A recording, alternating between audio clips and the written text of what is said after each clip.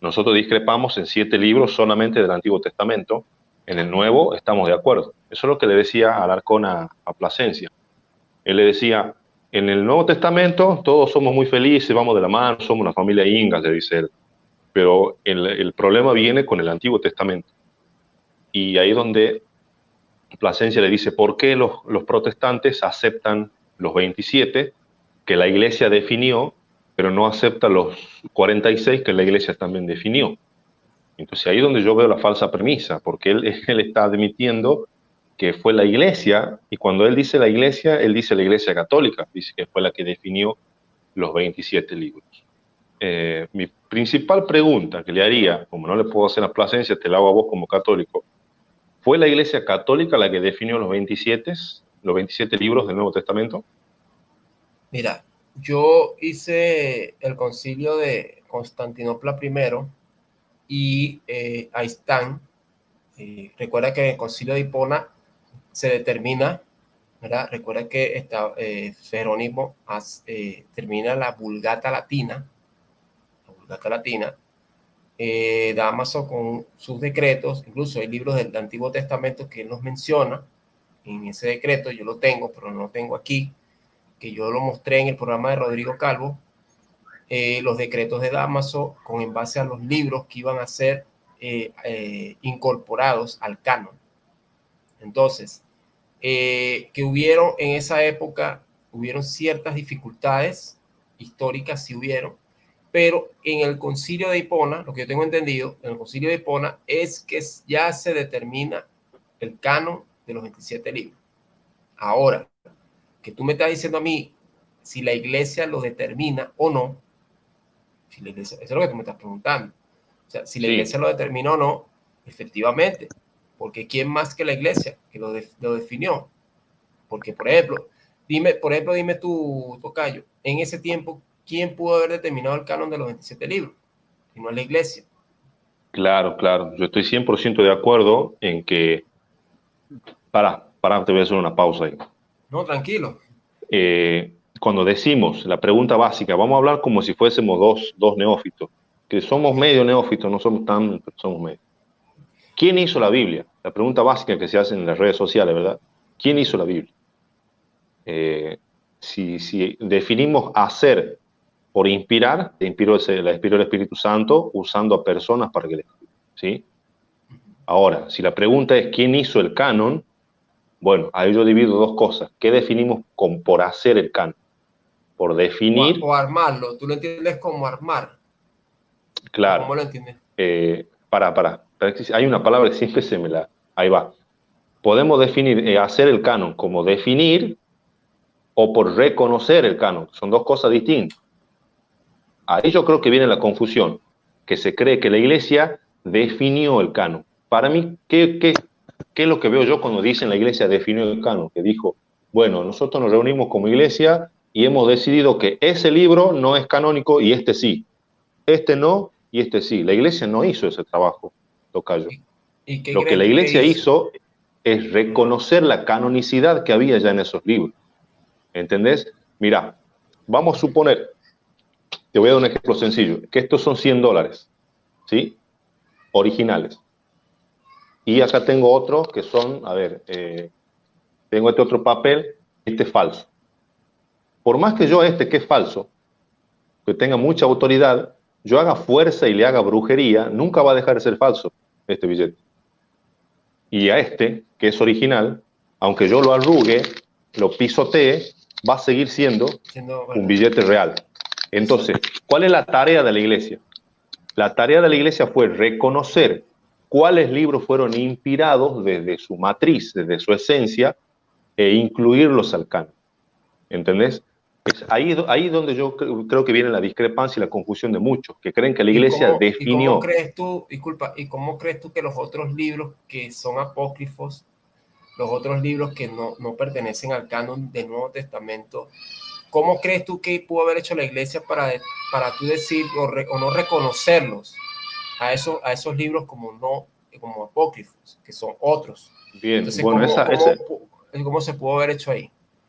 Sí, es una pregunta medio larga de responder que justamente anoche la estuve leyendo hasta un poco tarde Ujú. Voy a tratar de darte algunos tips que da acá. Para. Porque este libro que yo estoy citando, que es el Nuevo Comentario Bíblico de San Jerónimo, que es católico, va desarrollando por partes. Primero habla del corpus de los evangelios, después habla del corpus paulino, y después empieza a explicar cómo se fueron incluyendo los otros libros. Por ejemplo, el Apocalipsis, ¿sí? Fue uno de los muy discutidos, otro fue Hebreos, las cartas católicas, y continúa con Segunda de Pedro, las cartas joánicas, Santiago, Judas, y con eso.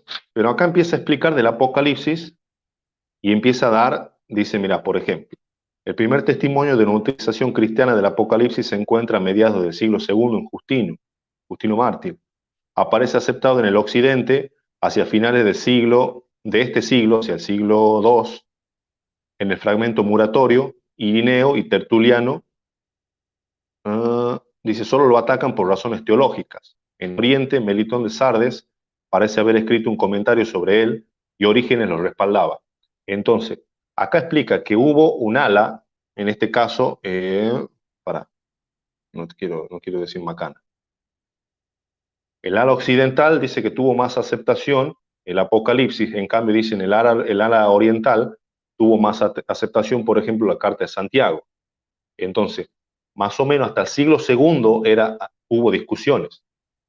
Pero ahora volvamos un poco más atrás y vemos quién es el testigo más antiguo de un canon de 27 libros del Antiguo Testamento, y aquí donde viene la controversia. Dice en la página 661 de Canonicidad, Atanasio, dice, es el testigo más antiguo que cita los 27 libros del Nuevo Testamento. Y dice, tanto él como Jerónimo señalan 22 libros de las escrituras judías que corresponden a las 22 letras del alfabeto hebreo. Entonces, ¿qué es lo que tenemos acá? El autor más antiguo que nos muestra un canon de 27 libros del Nuevo Testamento es Atanasio. Paradójicamente, este Atanasio defendía un canon corto del Antiguo Testamento. Por eso dice 22. Creo que vos sabés por qué es 22. Que esos 22, cuando los dividís, dan 39. Que es la Tanaj, que es la división tripartita de la ley, los profetas y los salmos. Entonces, aquí es donde viene la pregunta, porque si decimos, no, la iglesia definió 27, y ustedes deberían aceptar los 27 que definió la iglesia, ¿a qué se refiere, por ejemplo, Paciencia con la iglesia? Porque si la iglesia es Atanasio, si la iglesia es Jerónimo, ellos defendían un canon corto del Antiguo Testamento. Entonces, muchas veces se ha dicho en los debates, ustedes los evangélicos tienen que darle gracias a la iglesia católica por la Biblia. Y yo a eso le digo, amén, gracias. Porque si yo le tengo que dar gracias a Atanasio por la Biblia, yo le tengo que dar gracias por un canon de 27 del Nuevo Testamento y por un canon de 39 libros del Antiguo. Si le tengo que dar gracias a Jerónimo, también le doy gracias. ¿Por qué? Por un canon de 27 en el Nuevo y de 39 en el Antiguo. Y esos no son los únicos testimonios. Mira lo que dice acá. Me voy a la página 660 y... Perdí. Acá, 669. Dice, los escritores de la Iglesia Oriental se decantaron por el canon más breve establecido por los judíos. Si esto ya estamos hablando en el siglo IV, siglo V más o menos. Dice que el ala oriental de la Iglesia se decantó por un canon breve. Y mira lo que dice ahora. Melitón de Sardes, 170 al 190. Nos da el listado cristiano más antiguo de los libros del Antiguo Testamento. Un listado muy parecido al que llegaría a ser el estándar hebreo. Entonces, uno de los autores más antiguos, Melitón de Sardes, nos da un canon hebreo corto. Sigue. Perdón, con la omisión de Esther.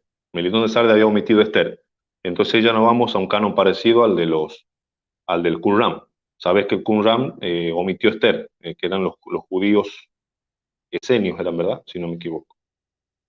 Luego dice Orígenes. Dice que los hebreos tienen 22 libros. Atanasio, que tuvo maestros judíos, insiste en que los cristianos deberían tener los mismos 22 libros que tienen los hebreos.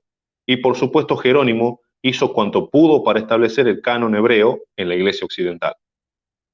Y mira lo que dice después. Entre quienes prefieren el canon más breve, o expresan ciertas dudas sobre el pleno carácter canónico de los deuterocanónicos, encontramos a Cirilo de Jerusalén, Gregorio Nazanceno, Epifanio, Rufino, Gregorio Magno, Juan Damasceno, Hugo de San Víctor, Nicolás de Lira y el cardenal Cayetano. Y lo curioso es que estos últimos eran católicos maestros de la iglesia. Lo que es Hugo de San Víctor, Nicolás de Lira y el cardenal Cayetano, de hecho el cardenal Cayetano fue un participante en el Concilio de Trento que defendía el canon corto. Entonces, vos me haces la pregunta, yo confío en el criterio de la iglesia para haber seleccionado los 27 libros del Nuevo Testamento, sin duda alguna. Yo confío en el criterio de la iglesia. El problema es cuando se cae en el absolutismo de decir que esa iglesia era la iglesia católica. Bueno, eso ya es otro tema de discusión. Eso es otro tema de discusión si realmente fue la iglesia católica. Yo no creo que haya sido la iglesia católica. Quizás vos sí, quizás Plasencia sí. Pero al fin y al cabo, vamos a conceder que fue la iglesia católica la que seleccionó esos 27. Es que esos mismos católicos, ¿sí?, no están hablando de que el canon real del Antiguo Testamento era de 22 libros, o sea, de 39. Entonces, vuelvo y repito, si yo tengo que darle gracias a la iglesia católica por el canon, yo le doy la mano y le digo muchas gracias porque ustedes nos están dando un canon de 66 libros que es que tenemos nosotros. Eso me lleva a concluir que en Trento la iglesia católica le agregó libros a la Biblia. Y no fuimos nosotros los que le quitamos libros a la Biblia. Te dejo hasta ahí más o menos porque ya te estoy dando mucha información, más o menos qué es lo que opinas vos. Bueno, no, excelente. Bueno, como te decía al principio, ¿no? Yo tengo que ir por concilio. Me faltaría esos dos que te dije. El caso del Concilio Vaticano I, que sí lo voy a desarrollar completo. Voy a desarrollar el Concilio de Trento. Me faltaría a mí me faltan concilios todavía por terminar, porque también me faltaría, ya aquí desarrollamos el de Honorio, me faltaría el de Irene y el de Focio, nos condenan a Focio. Entonces, que es la grieta del cisma oriental. Ahora, yo, por eso te digo, yo voy por partes, tocayo. O sea, yo no te puedo decir ahorita, mira, sí, no, no, sí, estoy seguro, no. O sea, yo quiero ir a las fuentes, quiero ir a lo más seguro, y tú sabes muy bien cómo soy yo. O sea, eh, si tú quieres, tú tienes un debate de esto, me habías dicho. Sí. Entonces, yo voy a analizar este fin de semana esos dos concilios, voy a hacerlo de una forma especial, que viene siendo el Concilio de Trento y el Concilio Vaticano I. Entonces, los voy a analizar porque el Concilio Vaticano I es muy largo. Entonces, voy a hacer un análisis y si tú estás disponible el día, hoy es que viernes, ¿qué es hoy? Viernes. El día de Viernes, mañana sí. o el domingo, podemos hacer un live aquí en la tardecita, si estás desocupado, hacemos un live en base a esos dos concilios, de lo que tú estás diciendo, de esos libros que lo determinaron en ese concilio, que tú dices en el Concilio de Trento. Entonces, también vamos a analizar el decreto de Damaso, porque yo creo que tú consideras eso válido, el decreto de los libros que él está proponiendo. Acuérdate que estaba todavía la disputa de los arrianos, estaba la influencia arriana todavía, y había un revuelo, incluso hasta con las propias escrituras, porque estaban hasta mutilando las escrituras los arrianos. Entonces, eso yo lo dije en el Concilio de Constantinopla, y por eso es que me faltaría, por eso es que quiero ser lo más honesto posible contigo, hacer un análisis completo de esos dos concilios y podemos hacer eso que tú dices, podemos hacer ese análisis, porque a mí me gusta hacerlo completo, tocayo, por eso te estoy diciendo, así como hicimos el de Honorio, así como determinamos y analizamos muy bien el de Honorio, podemos hacer esos dos, o sea, podemos hacer esos dos. Por eso te digo, si tú tienes un tiempo, que también por falta de tiempo y trabajo, y entonces también influye, es bueno, por eso te digo, es bueno usar un programa, tocallito, para analizar por completo el concilio. No sé qué opinas tú. No sé qué opinas tú de esto. Vos querés analizar el Concilio de Trento. Los dos, lo que tú me dijiste. Concilio Vaticano I y Concilio de Trento. No, pero el Concilio Vaticano I no entra en el tema del canon. El Concilio Vaticano I solamente, te muestro, mira, refuta la idea esta de que la Iglesia, que el canon lo definió la Iglesia porque la Iglesia lo dijo y ya está. Porque muchas veces en los debates sale esta pregunta: ¿por qué si la Septuaginta, sí, supuestamente era un canon? Es un tema también bastante extenso. Ellos dicen, la Septuaginta era el canon que aceptaban los apóstoles y los discípulos, perdón, los apóstoles y Cristo. Y ese fue el canon que aceptó la Iglesia. Pero la Septuaginta no tenía 7 deuteros canónicos, tenía más de 20. Y ahí es donde vos le preguntas, ¿y qué hicieron con los otros? La Iglesia los sacó porque tenían autoridad y ya. Eso es una burda mentira. Eso no dice Pero la eso Iglesia. fue en que, pero eso de la Septuaginta, tú me hablas de qué siglo. O sea, No, en esa época cuando. yo te estoy hablando, la Septuaginta viene de antes de Cristo, ¿sí? Que es la Exacto, traducción griega. A exacto. mando de Ptolomeo II por 72 sabios, ¿sí? Uh-huh. Pero al pasar de los años se le fueron incorporando más escritos y más escritos y más escritos. Entonces, de por sí la Septuaginta no fue un compendio que se hizo en un solo momento. Se hizo primero la traducción de los sabios en esos 72 días y pasaron los años y los siglos y se le fueron incorporando más escritos. Entonces, no se puede hablar de un canon alejandrino o de un canon de la Septuaginta porque no fue algo fijo, ¿entendés? Fue un ese que tú te compendio. refieres, exacto, y ese que tú te refieres con el canon alejandrino. O Claro, sea, a eso es, ese es, a eso es lo exacto. que le llaman el canon alejandrino, que Ok. acá trata el tema ese, que no es un canon en realidad, era un compendio de libros al que se le iban agregando más y más rollo al pasar de los años. ¿Cómo puede ser algo un canon, que canon significa algo cerrado, si se le iban incorporando libros con el pasar del tiempo? Ahora, vamos a suponer que haya sido un canon, ¿sí? Hay versiones de la Septuaginta, que era la Septuaginta Plus, que tenían, como te dije, más de 20 deuterocanónicos.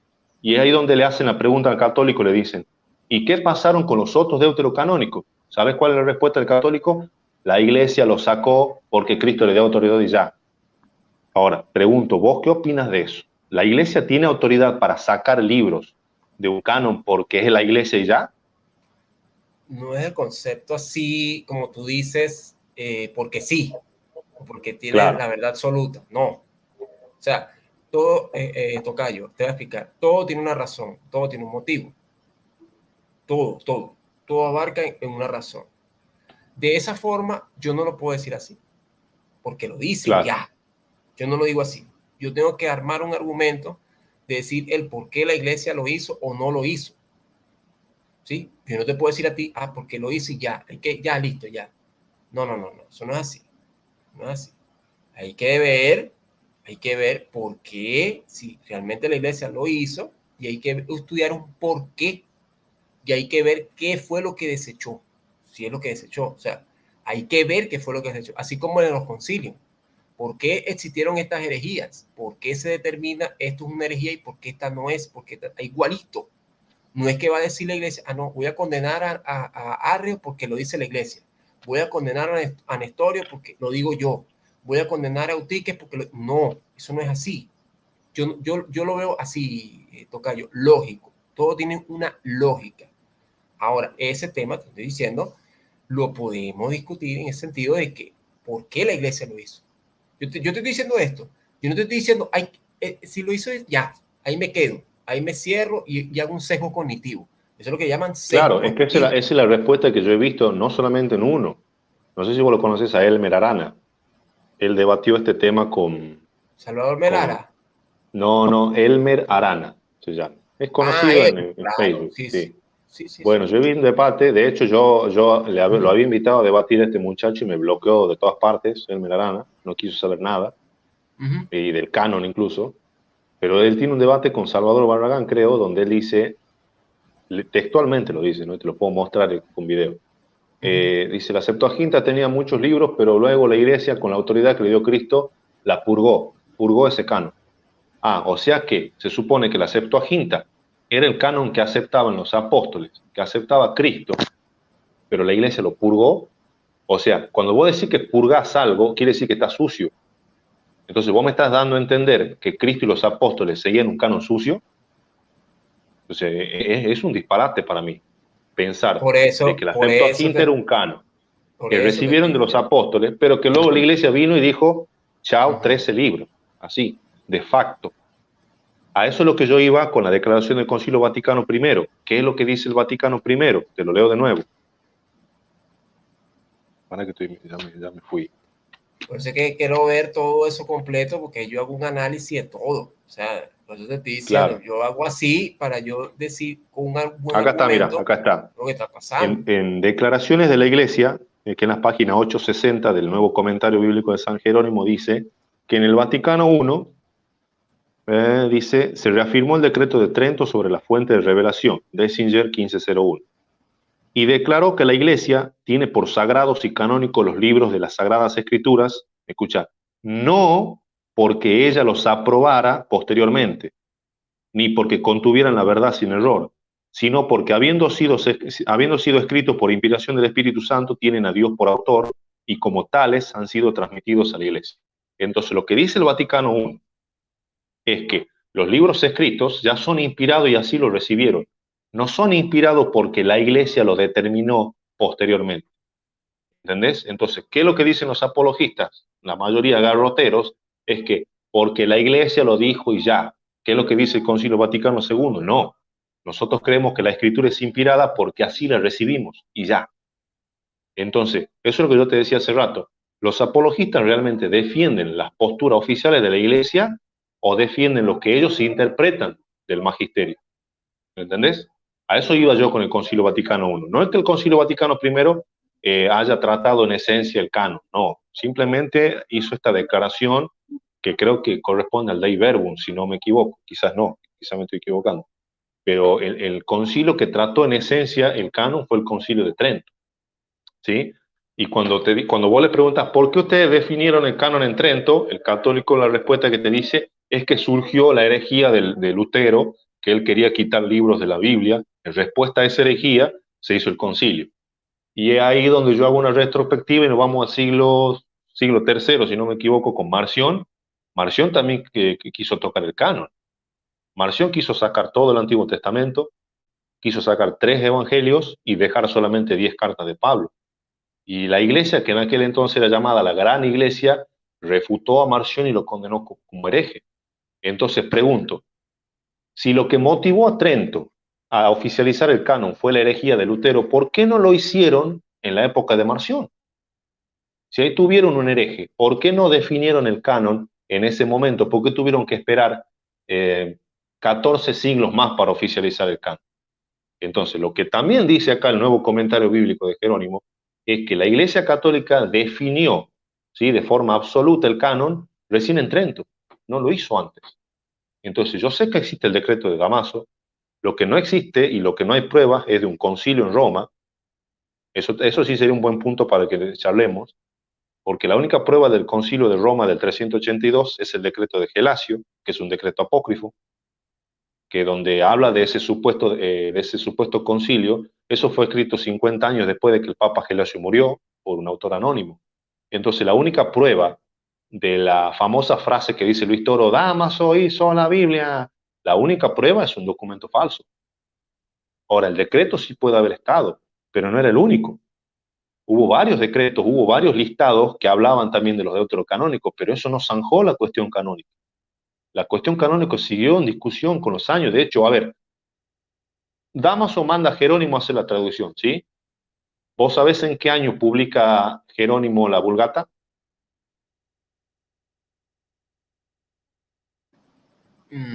Se fue en el 300. Fue en el 381 o No, 380. fue en el 382 donde Damaso lo manda a hacer la traducción. Ajá, exacto, pero recuerda que en el 381 estaba el concilio de Constantinopla y él estaba en ese concilio. Y precisamente lo urgente era de desarrollar el canon precisamente para combatir la herejía de Macedonio y de Apolinar, Claro, para poder ellos implementar lo que es la filioque. claro, pero Entonces, exacto, ¿cuánto le tomó, cuántos años le tomó a Jerónimo hacer la Vulgata? ¿No era del 363? No, tocayo, le tomó 20 años Jerónimo. En el 404 Jerónimo publica la Vulgata. Fue en el Y ahí, 404, no fue en el 300. no, en el 382 es donde Jerónimo parte a Palestina a hacer la traducción. Le tomó 20 años, porque imagínate, tipo fue a pulso, o sea, a pulmón.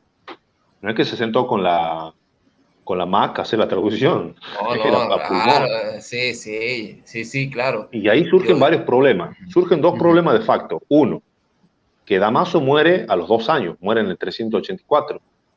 Entonces, cuando Jerónimo vuelve con la Vulgata, Damaso llevaba 20 años muerto, número uno. No la pudo ni siquiera ver. Entonces, eso de que Damaso levantó la Biblia y dijo, esta es palabra de Dios, es una mentira. De entrada es una mentira. Segundo, que en el prólogo de la Vulgata, Jerónimo pone claramente que los libros deuterocanónicos no eran inspirados, eran de uso eclesial, eran de uso histórico, pero no eran inspirados por Dios. Y ahí es donde viene la disputa de Jerónimo con Agustín. Agustín sí defendía los deuterocanónicos, Jerónimo no.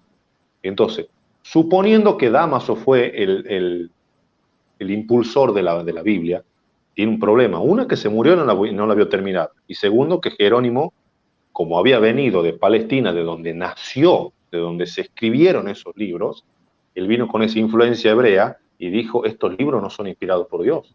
Se los puede usar, son históricos, se los puede usar como enseñanza eclesiástica, pero no son inspirados por Dios.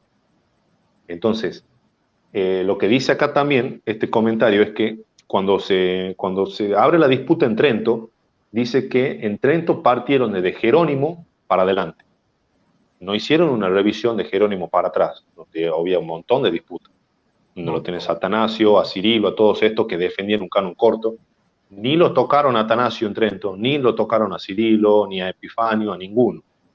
Partieron de Jerónimo en adelante. Y te voy a leer lo que dice acá en cuanto a Trento. Trento, acá está Trento. No, para que estoy en otra parte, nada que ver. Déjame que te busco acá rapidito lo que dice Trento. Canon de Trento, mira. Mira lo que dice acá. Acá habla de tres dificultades que se presentaron en la cuestión de Trento.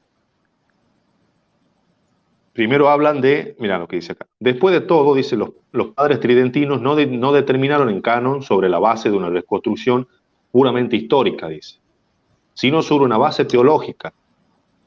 2 puntos, el consistente uso eclesial. ¿Por qué dice esto que no tomaron una base histórica? Como te dije recién, partieron de Jerónimo en adelante, ¿entendés? De la Vulgata para adelante, o sea que dejaron 4 siglos históricos sin tocar, sin revisar. Entonces, ¿qué dijeron? Bueno, nos vamos a tomar del uso eclesial. ¿Qué es el uso eclesial? ¿Cuáles eran los libros más usados en las comunidades cristianas de los primeros siglos? Entonces dijeron, vamos a optar por canónicos los libros que se usaron. Bien, acá viene otro problema. Mira lo que dice. Dice, los padres conciliares no pretendieron ir más atrás del periodo de Jerónimo, pues consideraban la Vulgata como normativa para la Iglesia. Y ahí da una declaración del Lessinger, dice, a quien no aceptara los mismos libros íntegros con todas sus partes, tal como se ha acostumbrado a leer en la Iglesia Católica y se contienen en la antigua edición Vulgata Latina, dice que es condenado a esa persona, tiene que aceptar. Lessinger 1504. En esta declaración, dice acá, hay numerosas dificultades que nos exige una investigación. Uno, en el periodo anterior a la Vulgata hubo un uso eclesial consistente. Irónicamente, dice acá, Jerónimo, el traductor de la Vulgata, era muy claro en su preferencia por el mismo canon breve que Trento rechazaba el nombre de la Vulgata. Escuché esa paradoja. O sea, en Trento se tomaron de la Vulgata de Jerónimo para defender un canon de 73 libros, pero casualmente Jerónimo era un acérrimo defensor de un canon corto, de un canon de 66, o sea, de un canon hebreo, del canon del Antiguo Testamento de 39 libros. Otro punto, dice, a partir de Jerónimo, la Vulgata, dice, no fue un testigo perfecto del uso eclesial de la Biblia, pues harían falta varios siglos antes de que fuese aceptada en la iglesia. ¿Sí? E incluso entonces la Vulgata se consideró normativa solamente para las iglesias occidentales. ¿Qué dice acá? que a partir de Jerónimo no fue la Vulgata la que oficializó el canon, sino dice siglos más tarde, pero no en toda la iglesia, sino en el ala occidental solamente, porque el ala oriental ya se había decantado más o menos para la misma época en un canon más breve. Punto 3. Si el uso eclesial, dice, era la norma para la selección de los libros del canon, entonces se omitieron algunos de los libros que se habían usado en la iglesia. Por ejemplo, Primeras de Esdras era usado por los padres mucho más que los canónicos Esdras y Nehemías. Entonces, a eso es lo que se refiere con el uso eclesial. Dice que los padres de la iglesia usaban más Primera de Esdras que el mismo Esdras y Nehemías, que son realmente canónicos. ¿Qué más dice? Y la liturgia de difuntos, dice, citaba Segunda de Esdras. Algunas copias de la Vulgata, dice, contenían Tercera y Cuarta de Esdras y la oración de Manasés, libros que no fueron aceptados por Trento. Y concluye acá el comentario bíblico. Dice, la materia de fe es el decreto, no la argumentación que hay tras él. En otras palabras, Trento terminó definiendo su canon basándose en la materia de fe. En otras palabras, confiando en el criterio de la iglesia. Porque no apelaron a la historia, porque como te dije recién, dejaron un vacío de 4 siglos, que eran antes de Jerónimo, no apelaron a la historia y tampoco al uso eclesial. Porque como dice acá, en el uso eclesial se usaba Primera de Esdras, se usaba Tercera y Cuarta de Esdras y la oración de Manasés, que son libros que no se incluyeron en el canon de Trento. Entonces, lo que termina diciendo acá que Trento apeló a la, ¿cómo que dice? A la materia de fe, ¿sí? Que ese fue el decreto. En otras palabras, a confiar en el criterio de la iglesia. Pero claro, la iglesia en el siglo XVI. No es que confiaron en el criterio de la iglesia en el siglo I, ni en el siglo II, ni en el III, no. Confiaron en el criterio de la iglesia en el siglo XVI en Trento. ¿Sí? No sé qué opinas vos. Déjame que tome un poco de agua. Ah, sí, porque queda seco ahí. Bueno, saludos aquí al licenciado Adolfo, científico, matemático. ¿Lo que quieres subir? ¿Quieres subir, Adolfito? Hacer lo que suba Adolfo, que él maneja bastante bien el tema del canon. Sí, parece que Adolfo a veces dice barbaridades, ¿oíste? No te creas. Es una Sí, sí, cantidad de... por ahí le surge el hereje. No, No, broma. es que a veces Adolfo, no sé, el cerebro se me tranca a veces con lo que dice, ¿no? O sea, a veces dice unas cosas que yo no entiendo de Adolfo, de verdad. Y eso que él es un científico A ver, matemático. yo te lo interpreto, Adolfo, yo te lo puedo interpretar, Adolfo. No, es que tenemos el tema de Dios murió en la cruz y mira, eso es una cosa que a Adolfo yo no sé qué le pasa. Anda brincando en ramas como un mono. Mira, dice que en unos minutos. Entonces, bueno, tocayo, como te estaba diciendo, o sea, yo quiero desarrollar el tema a profundidad, quiero desarrollarlo bien para yo decir, mira, tocayo, esto, para yo, así soy yo, papá. O sea, yo no te puedo ni decirte a ti ahorita algo que tengo que desarrollarlo. No estoy diciendo con esto que sea un rolo de neófito, pero solamente que yo considero que yo debo hacer un análisis muy objetivo y un análisis profundo para yo poder dar una síntesis. Así hago yo, papá. O sea, una síntesis sin tener, sin quitar ni poner. Lo que está, y lo que no está, no está. Y así en mis programas siempre he sido así. Siempre he sido así y eso es lo que yo quiero tratar de comunicarte, de decirte para que estés claro de que yo no estoy ocultando o que yo estoy, digamos, negando, nada de eso, porque yo simplemente cuando voy a las fuentes, y no son una sola fuente, papá, no son una sola fuente, yo voy a otro tipo de fuentes y yo hago un análisis crítico, hago un cuestionamiento y después de ese cuestionamiento es que yo voy a determinar, mira, esto así, esto así, esto. Por eso es bueno, tocayo, cuando yo comience a hacer los concilios, me gustaría que tú participes. Eso sí quiero que participes para que tú des tu opinión, porque entonces yo he hecho los 4 concilios ecuménicos y yo veo que hermanos evangélicos no me refutaron nada, no me dijeron nada. Incluso el concilio de Éfeso, que ahora sí me lo están discutiendo con la Teotocos. ¿Y por qué ahí cuando yo lo expliqué no hubo preguntas, no hubo nada, tocayo? ¿Me puedes creer? Nada. Entonces, Pero ese, ¿con quién lo hiciste? ¿Con quién lo hiciste al de Éfeso? con Rodrigo y Alberto. Claro, que vos tenés que imitar un evangélico. Sí, pero es que recuerda que nosotros tres somos los que hacemos los concilios. Lo que estoy hablando aquí, tocayo, de lo que nosotros estamos diciendo, de lo que nosotros estamos exponiendo. Ustedes deben decir, bueno, no estoy de acuerdo con esto, o quiero refutar esto, o lo que enseñó Cirilo Alejandría está errado, porque incluso hay hermanos que me han dicho, ¿tú puedes creer que me han dicho que ese concilio es una herejía? Hermanos evangélicos me lo han dicho. El de Éfeso. Sí. Entonces, ¿cómo es esto? ¿Cómo se entiende esto? ¿Cómo se entiende esto? Entonces, dicen que no son nestorianos, pero lo defienden.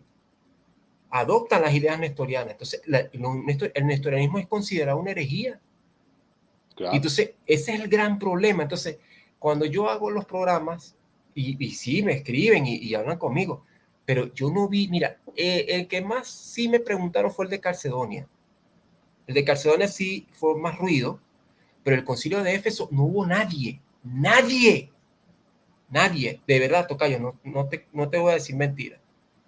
Y se lo dije a Alberto y a Rodrigo, ¿dónde están la gente que iban a refutar este concilio? Porque ahí hasta pastores evangélicos que lo refutan, que están en contra del concilio de Éfeso. Entonces, eso es lo que yo no entiendo. Entonces, cuando yo quiero desarrollar el tema, no hay nadie. Ahora, cuando viste el concilio de Calcedonia, ¿cuál es tu postura en cuanto al canon 22? Que es donde se establece la pentarquía con Constantinopla, el canon 27. O Constantinopla II. Sí, no sé si el 22, el 27 o el 28, pero bueno, ese canon. Esa no fue la separación, pues no fue el cisma que hubo. No, es cuando Constantinopla pasa a segundo lugar en la pentarquía. Exacto, ese es el canon que este 27. canon fue rechazado por el Papa de turno, no me acuerdo quién era el Papa. Ese creo que era León, si no me equivoco, León I. ¿Por qué? Ajá. Porque como que quedaba en evidencia que ahora Constantinopla, que no tenía una herencia histórica, pasaba a ocupar el segundo lugar simplemente porque estaba el emperador. Y eso daba a que la gente opinara a que Roma era la primera en la pentarquía porque ahí había estado el emperador desde siempre. Por eso es que no le gustó a los romanos que en ese canon lo pusieran a Constantinopla en segundo lugar, porque no es solamente a Constantinopla, sino que el patriarca de Constantinopla ahora pasaba a estar en segundo lugar después del Papa romano. Y eso se le presentaba un problema a Roma. Exacto. Yo vi, y nosotros habíamos hablado un poco del canon 27, que también se refiere a las iglesias siriacas, coptas, que eran las que, incluso la de Alejandría, que tenía cierto lugar, se agrega la de Roma, y la de Alejandría pasa a segundo lugar. Acuérdate que te habla de Constantinopla, y entonces Alejandría viene siendo como un cisma también, porque entonces recuerda que ya venía la caída del Imperio Romano, y recuerda que ya estaba la influencia de los maometanos. Y recuerda que esas iglesias que se estaban ya separando ya tenían la influencia musulmana. O sea, ya venían con... Entonces, ese tema que te estoy diciendo de Roma, ¿por qué? Porque también voy a hacer esa parte de los emperadores después de la caída, y voy a hablar mucho de Focio, voy a hablar muchísimo de él. Y por eso es que, claro, no lo he terminado todavía, tocayo. De verdad es muy largo. Y yo creo que es interesante. Pero el concilio de Calcedonia, mira, tocayo, ese concilio de Calcedonia, ¿tú crees que la naturaleza no se confunden y no se dividen y no se separan? ¿Tú crees eso? ¿Vos decís por Cristo? La naturaleza de Cristo. Sí, porque las dos naturalezas no se pueden confundir, no se separan, no se fusionan y no se comen una a la otra. ¿Lo puedes explicar? No, ahora ya no. No, se me tendría que sentarme a leerlo, a desarrollarlo. No, escúchame, ¿tú crees que las dos naturalezas, escúchame, tú como evangélico, crees que las dos naturalezas, una se come a la otra?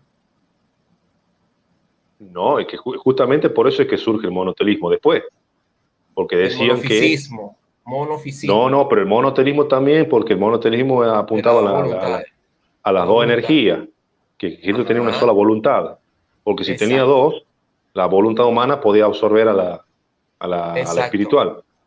Entonces, no, no, por Es, supuesto. ahora, ¿tú consideras que en ningún momento las dos naturalezas se separaron? No, no, yo creo que no. O sea, tú crees, Vos- exacto, tú crees como evangélico que no hay separación, no hay confusión, no hay división o sea, mientras Cristo estuvo en vida, decís vos, acá, en la carne. con las dos naturalezas, por supuesto. Claro, claro, sí, sí. O sea, tú dices que en ninguna parte hubo separación de las dos naturalezas. Claro, ya sé que vas vos, porque, porque por el tema de la discusión que tuvieron con Hans, decís vos, que él dijo No, que, la discusión que yo tuve, ya va a entrar Adolfo. La discusión la tuve fue con Adolfo, porque Adolfo dijo que la Biblia separa las dos naturalezas. Él dijo, la Biblia separa las dos naturalezas. Ahora me va a decir, no, es que yo no. Él lo dijo en un diálogo que yo tuve con Óscar Oseguera y dijo, precisamente porque no, porque el tema que estamos haciendo nosotros es si Dios murió en la cruz. O sea, el tema es claro, ese. Claro, ah, ese ya, ya tema entiendo. también me gustaría, ese tema también me gustaría tu opinión más adelante, ¿no? Claro, y Más muchos se adelante, toman, es que muchos se toman de Apocalipsis 1:17, cuando sí, Jesús dice, estuve muerto y ahora vivo por los siglos de los siglos. Entonces de exacto. ahí viene la disputa si realmente Dios murió y eso. Exacto, pero entonces yo, por lo menos en mi caso, yo creo que él sí experimenta la muerte, pero no se acaba la divinidad. No hay separación, no hay confusión, no hay división. Es decir, él experimenta la muerte siendo Dios, mas no deja de ser Dios eterno. Entonces, el problema es que cuando tú dices murió la humanidad, o sea, cuando dices ¿qué murió? La humanidad, entonces está separando la naturaleza divina, pero de una forma inconsciente. Aunque tú puedas creer, aunque tú puedas decir, no, yo no creo en el nestorianismo, pero tú estás con el concepto tuyo de conciencia es que solamente la humanidad fue la que murió. Ese es tu concepto. Pero el problema es que en ese concepto de la parte ontológica es que las dos naturalezas estaban tanto en el nacimiento como en la muerte. Por eso es que decimos que experimenta el nacimiento y por eso decimos que experimenta la muerte. Y eso es un término muy que no lo pueden coincidir algunos hermanos evangélicos. Algunos, no todos, porque hay hermanos calvinistas que sí lo comprenden, hay hermanos luteranos que lo comprenden, Bueno, pero pero ese es un tema, a ver, ese es un tema, eh, creería yo librado de la subjetividad también porque no cambia mucho, ¿no? O sea, no es que el creer que sí murió o no murió, ahí está el muerto, mira, y ay, te sigo mi ponga de un amigo el lado o de muerto. otro, ¿sí? A ver, Ajá. ¿qué tipo de herejes hoy creen eso? Vos me decís que los monofisitas creen que se separó, pero a ver, ellos no creen que se separó en la muerte, los monofisitas creen que Cristo no, que tenía una sola persona de punto. Algunos creían que María había parido solamente al hombre y no a la divinidad. Yo no sé si abordarlo para ese lado tiene sentido. A ver, el que cree que murió, que Dios murió, sí, Cristo vino a morir por nosotros. Entonces, es un tema para analizarlo realmente, ¿qué murió? La naturaleza humana o la naturaleza divina murió de Dios. Y bueno, basándome en Apocalipsis, así a grandes rasgos 1:17, Cristo mismo declaró que él estaba muerto y vive por siglos de los siglos. Ahora, ya entrar a ver si murió la naturaleza humana o la divina, es un campo bastante Exacto, es un pantano, complicado, es un complicado, peligroso. pero el problema es que cuando tú lo ves complicado, Tocayo, tú dices, por lo menos en tu caso, yo lo veo complicado. O sea, se me puede resultar un poco difícil de comprender. Pero ¿cuál es Claro. el problema, Tocayo? Que tú vas a decir, el caso que dice Adolfo, ¿cómo es posible que a Dios le claven 3 clavos? ¿Cómo es posible que a él le caigan a latigazos? O sea, es algo que no se comprende. Pero entonces, cuando uno quiere explicar el término, no, tú estás diciendo una barbaridad porque tú estás diciendo que Dios murió. Entonces, entonces el problema es el siguiente, que... A ver, tocayo, mira, retomemos un poquito el tema que estábamos tocando, porque está acá el muerto, el tema del canon. Pero le preguntemos a ver si escucho algo de lo que yo dije, hola, ¿no? muerto, habla, muerto. ¿Qué Muerto. pasa, Gabrieles? ¿Cómo están? ¿Cómo estás, Gibran? ¿Todo Hola, bien? ¿Cómo Gibran. están? Bien, bien, bien. ¿Todo Todo bien. bien? ¿Todo No se oye. correcto? Estoy escuchando que están hablando de la muerte de Yo no Dios. escucho. Claro, claro, pero al principio estuvimos ¿No me hablando del escuchas? canon. Ahora sí, Sí, habla. sí, te escucho. Ya me escuchas. Ahora sí, Sí, cuéntame. sí sabes que ese asunto de la muerte de Dios empezó con un debate que tuve yo con un evangélico.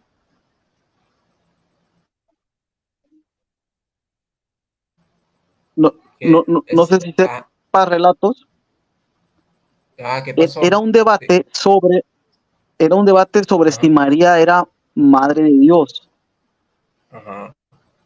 Y entonces una cosa llevó a la otra y pues entendemos que todo lo que vivió Jesús lo vivió como persona. Entonces puedes decir que, que Dios murió, que Dios creció, por ejemplo, porque Jesús tuvo que haber crecido, que María le enseñó a rezar a Dios, porque le tuvo que enseñar a rezar a Jesús. Y hace una serie de cosas y de pronto me pregunta el evangélico, me dice, entonces a ver, cuando Jesús estaba en la cruz, ¿Dios murió? Y le digo, pues sí. Y no, se armó un escándalo y un montón de memes y un montón de cosas porque Dios había muerto. A la fecha, ahorita hay un amigo evangélico que se llama Marshall, que o sea, te estoy hablando de eso, pasó hace como 4 años. A la fecha, me contactó este Marshall, es un evangélico, por mi WhatsApp, y todos los días en la mañana platicamos un ratito ahí, y intercambiamos algunos mensajes en lo que desayuno o algo, sobre ese asunto de que si Dios murió. Y es algo que yo creo que si, no sé, yo creo que es algo que no se puede resolver en alguien que no, como que no quiera entenderlo. No sé cómo se diga, pues, pero no se puede explicar. Escúchame, tocayo. Eh, Retomemos un poquito el tema inicial. Bueno, pero ¿Me escúchame, escuchás? ahí está el muerto, pero ahí está el muerto, ¿qué opina de lo que está Pero, diciendo? ¿cuál, Muerto, tú escuchaste el tema del canon, que él estaba hablando del cuál, canon. Es que cuál yo es creo el que él no tema inicial? escuchó. ¿Tú no escuchaste lo que dijo el tocayo del canon? Llegando. Que vienes llegando. Bueno, que él expuso aquí el tema del canon del Concilio de Trento sobre los libros deuterocanónicos, un resumen. Entonces, Uh-huh. él habló de, bueno, si quieres tocayo, hacer un pequeño resumen para ver si el muerto te Sí, entiende. a ver, la pregunta inicial era basándonos en un fragmento de una charla que tuvo Plasencia con Alarcón, donde Plasencia decía que por qué los protestantes aceptamos 27 libros del canon que definió la iglesia, o sea, su iglesia, dice él, Ah, pero rechazamos el canon del Antiguo Testamento de 46, que también definió su iglesia. Entonces yo ahí donde me sí. pregunto, ¿realmente fue la iglesia católica la que definió el canon de 27? A ver, ¿qué entendés vos cuando alguien con Plasencia dice la iglesia lo definió? ¿Qué es la iglesia? ¿Quién sería la iglesia? Pues el Papa, Claro, el Papa. ¿Cuál Papa?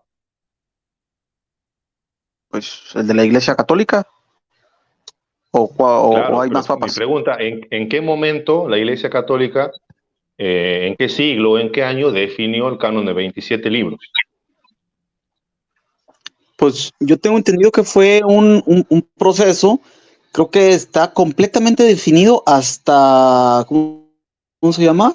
Hasta, Pues el Concilio de Trento, ¿no? Ahí viene en la lista, digo, no recuerdo específicamente cómo lo dice, pero ahí viene la lista completa.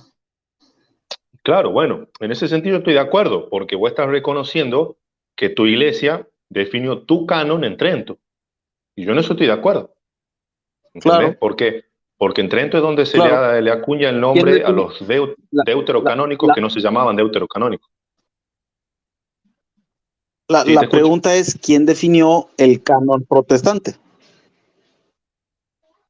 Claro, ahí viene la cuestión.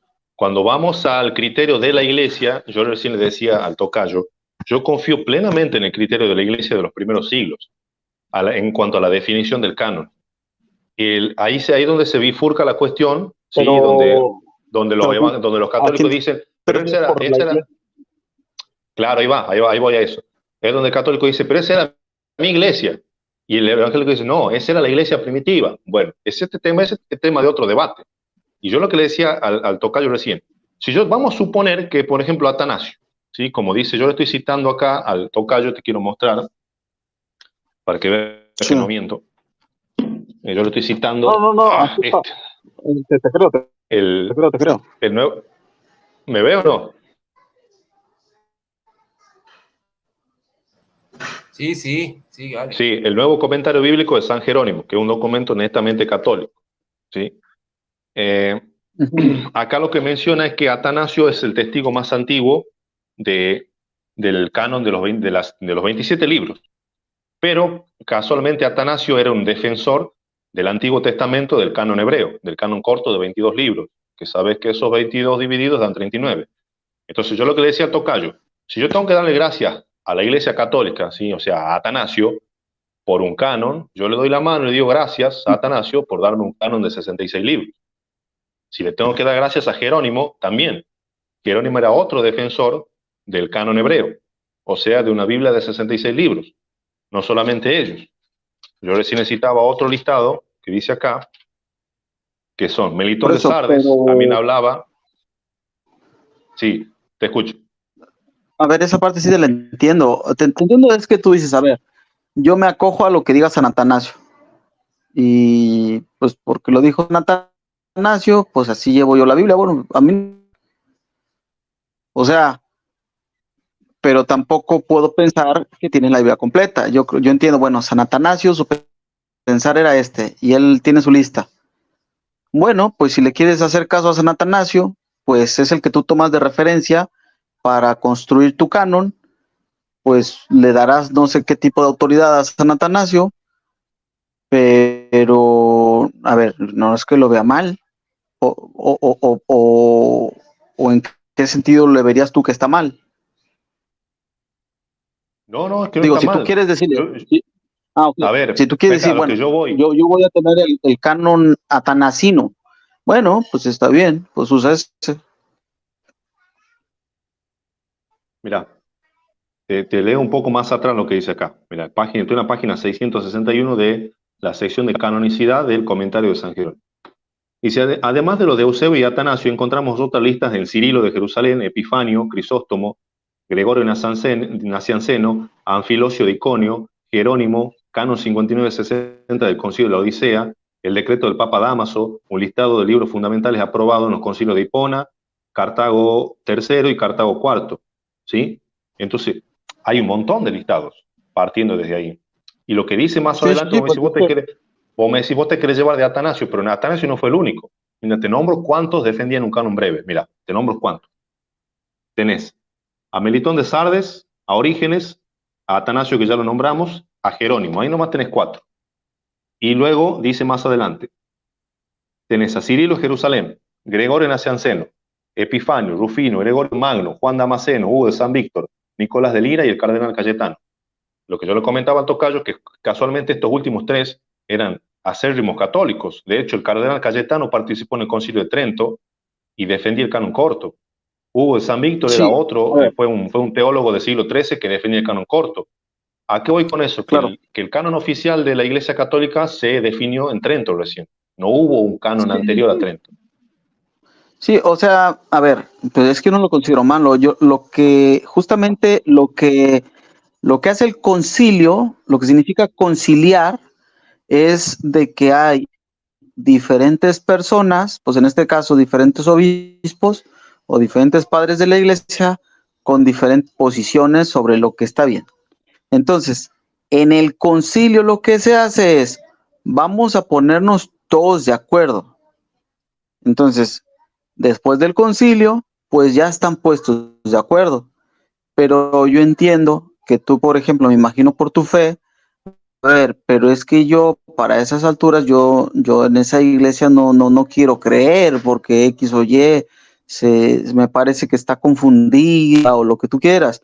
Pero voy a creer lo que dicen los cristianos anteriores, cuando todavía no había un concilio, cuando todavía no se había conciliado. Bueno, pues si eso quieres hacer, está bien. Para mí es así como, pues estás tratando de que si no te sientes muy seguro con lo que ya ha definido la iglesia, pues me voy un poquito antes, cuando todavía no estaba bien definido, y ahí me siento más seguro. Vale, pues está bien, pero los católicos creemos que hay valor en conciliar. O sea, ¿qué significa? Que ponernos de acuerdo tiene valor. Es como cuando en el Concilio de Jerusalén se ponen de acuerdo que no era necesario circuncidar a los paganos. Bueno, pues Pero ¿no te antes parece un del consenso, concilio, pero unos el decían una consenso cosa no y te otros parece decían un otra cosa. acuerdo? Pero ¿no te parece un acuerdo que yo te nombré casi 14 Es un documentos concilio. que está bien, pero ahí estamos hablando de casi 14 fuentes que yo te cité que concuerdan en un canon breve? Y una de ellos es una autoridad muy importante para ustedes que fue Jerónimo, Sí, pero es que por eso te ¿entendés? decía yo, ¿quién lo define? Pues el Papa. ¿Por qué lo define el Papa? Bueno, pero a Porque vos dentro de la Iglesia pero te lo Católica, define a vos, Gibran, te lo define a vos, a mí no. El Papa tenía peso en Occidente y en la Iglesia de Roma. Fíjate pues que, si es que me preguntaste, aunque por vos eso me es que me decís que lo preguntaste, definió el Papa, el ala es oriental que no me preguntaste a aceptaba ese mí, canon. ¿Cómo, cómo? por eso. Es que por eso, como me preguntaste a mí, pues a mí, ¿quién define? Me dijiste, ¿quién define tu canon? Mi canon lo define el Papa. Estoy de acuerdo en eso. Estoy de acuerdo en eso. Pero vos me estás invitando a mí a que yo me Entonces, sume a tu por iglesia. eso no, yo no te estoy invitando, yo te digo, a ver, si tú quieres tomar una lista de las anteriores, cuando todavía no había un concilio en la iglesia, bueno, pues tómalo, yo no le veo malo que lo tomes, lo que sí creo es de que está incompleto, ¿verdad? Pero, a ver, así como malo, pues no lo veo. Son suficientes libros, me No, parece, como es que para a que ver, aprendas es que a bastante. ver, Me ¿por qué vos gustaría, le llamas incompleto si Jerónimo fue a la fuente más antiguas y llegó a la conclusión en el prólogo de la Vulgata del 404 de que los deuterocanónicos no eran inspirados por Dios? Y a ver, Jerónimo fue a claro, la a fuente ver, más antigua de la época. sí, Fue a entiendo. Está Palestina, se incompleto radicó en en relación, Belén. a ver, está incompleto en relación En relación a qué?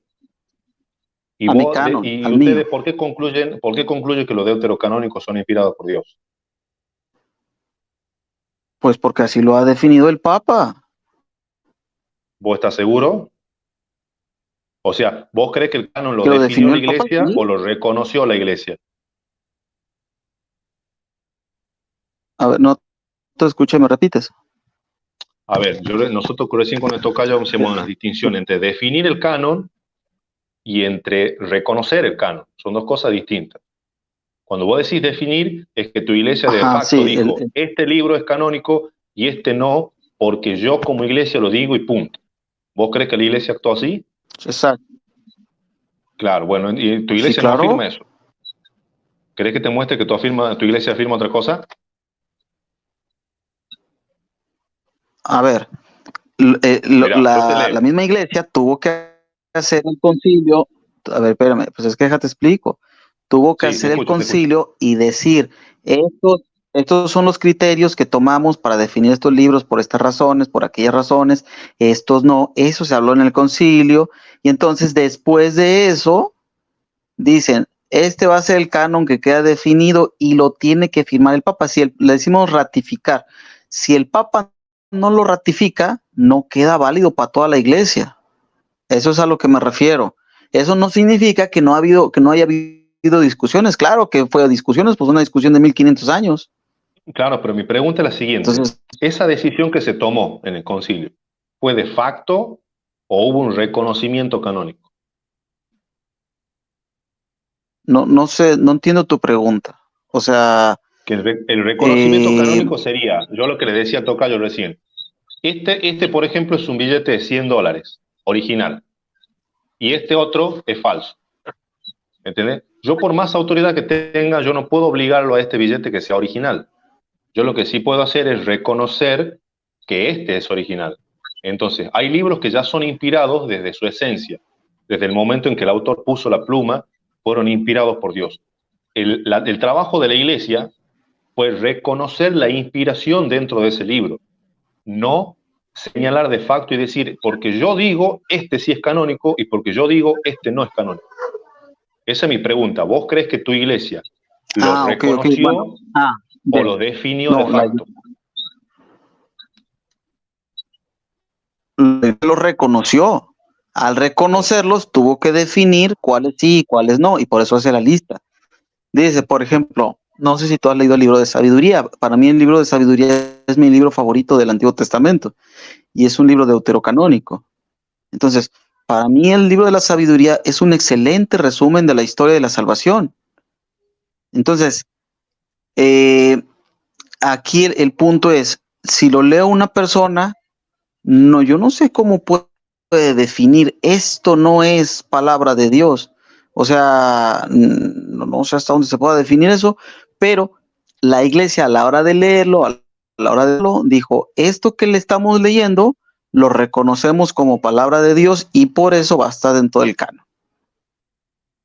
¿Y ya? Claro, eso es lo que yo recién hablábamos en cuanto al uso eclesial, eso se tocó en Trento.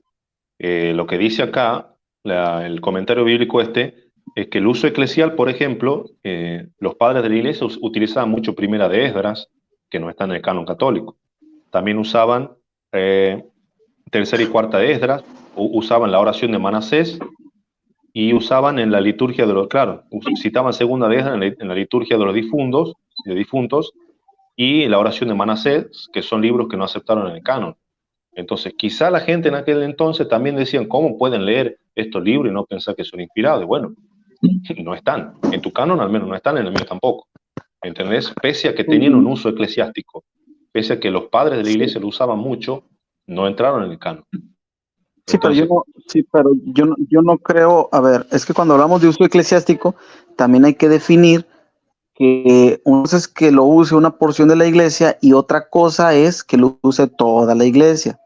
Entonces, bueno, acá al menos, acá me da luz que los padres de la iglesia lo usaban. Los criterios, y los padres de la iglesia no eran la voz oficial de la iglesia. ¿Mandé? Que te digo que acá dice que los padres de la iglesia lo usaban. Y los padres de la iglesia son tomados como la voz oficial de la iglesia en aquel entonces, como los representantes oficiales de la iglesia. Entonces, bueno, sí no sé cómo lo veas tú en ese sentido, pero para nosotros el criterio de los padres de la iglesia es un criterio que es algo de la historia, pero no es un criterio, digamos, como que si lo usaban los padres de la iglesia, entonces ya es. No es así. Pero vos muchas cosas los debates del canon, vos viste que en los debates del canon muchos apologistas católicos citan, mira, por ejemplo, Cipriano citaba tal libro deuterocanónico, Tertuliano también, fulano de tal también usaba este. Entonces, dicen que el uso de ellos son los que confirman la canonicidad, pero los padres de la iglesia, como dice acá, usaban muchos otros que no entraron en el canon.